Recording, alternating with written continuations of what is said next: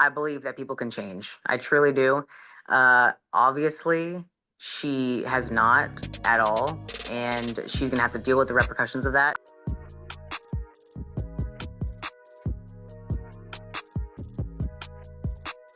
Everybody, Zack Heydorn here with the Takedown on SI, and I have a very special guest today from NXT, Jordynne Grace. Jordynne, how are you? I know we're coming off a bit of a rough night yesterday at WWE Evolution. I definitely want to get into that, but being a few hours removed here, how are you? Have you settled down a bit from the events of last night? I've settled down a bit. I feel like I went through a war. My ego is bruised, but we're gonna keep pushing through. What did it, you were one of the first ones to kind of like, you know, befriend Blake Monroe, so to speak, in the company, welcomed her to join you ringside for your match. Um, I mean, what went into that trust, and how much do you feel betrayed by that here after what happened? You know, I'm not I'm not super surprised by it. I guess everyone shows their true colors eventually, right? I think I was most surprised by how quickly it happened because people have been telling me she's this and that for a long time, but I believe that people can change. I truly do. Obviously, she has not at all, and she's gonna have to deal with the repercussions of that. But I can't say I'm surprised. It's not like we were best friends for years, right? It's been 2, 3 weeks. Yeah. Do you did you follow her career prior to coming to NXT? Like, were you aware of just how talented she is in the ring, but also the type of person she is as well? I did follow her, but like I said, I truly believe that people can change, and especially coming to a new company, I know that I've definitely changed just in the past 6 months. So I believe that people they can change. Obviously, like I said, she did not.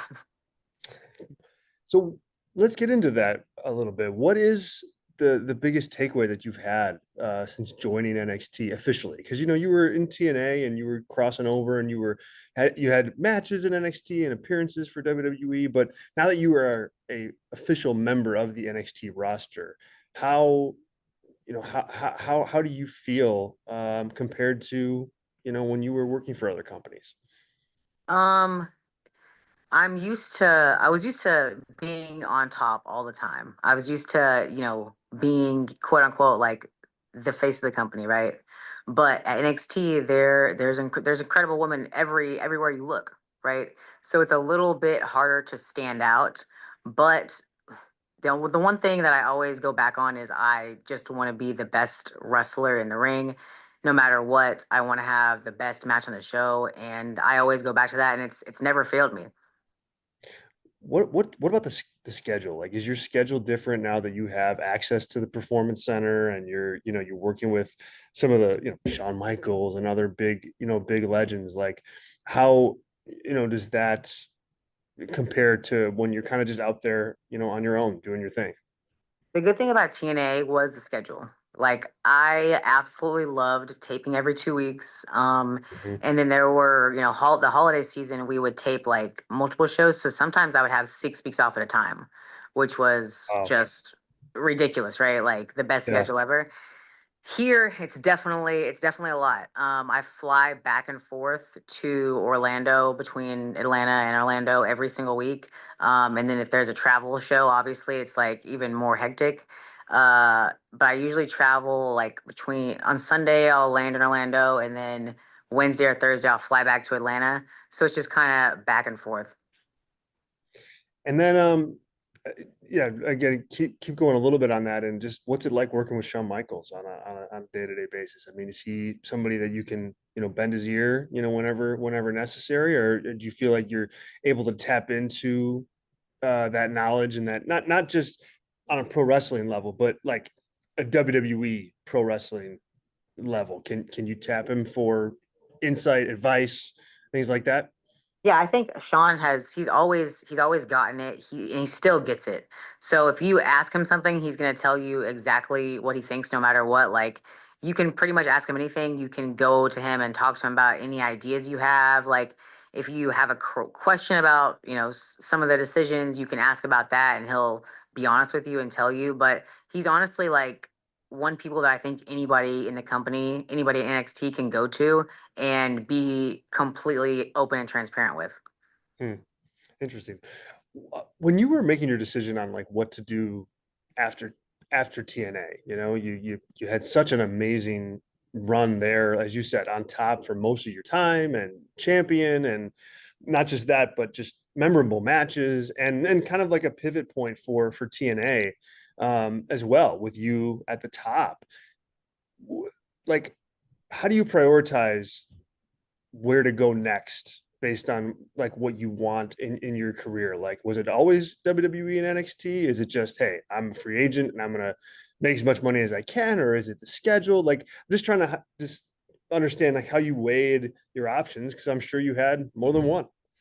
Yeah, for sure. I think for me, ultimately, as a woman especially, like historically we haven't had like the longest careers, right? Like maybe I want to have a kid one day. So at some point, no matter who you are, you kind of have to start prioritizing the money and Mhm. being able to, contribute to a 401k, invest in, the stock market, all of that real adult stuff. So I think it comes down to ultimately, yeah, 6 weeks off is great, but I would love to be able to retire one day.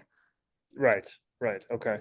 And when you're does like quality of opponents and like opportunity for big matches and pushes and things like that, does that factor in at all too? Because I mean, you worked WWE Evolution last night, the second of its kind, all women's show.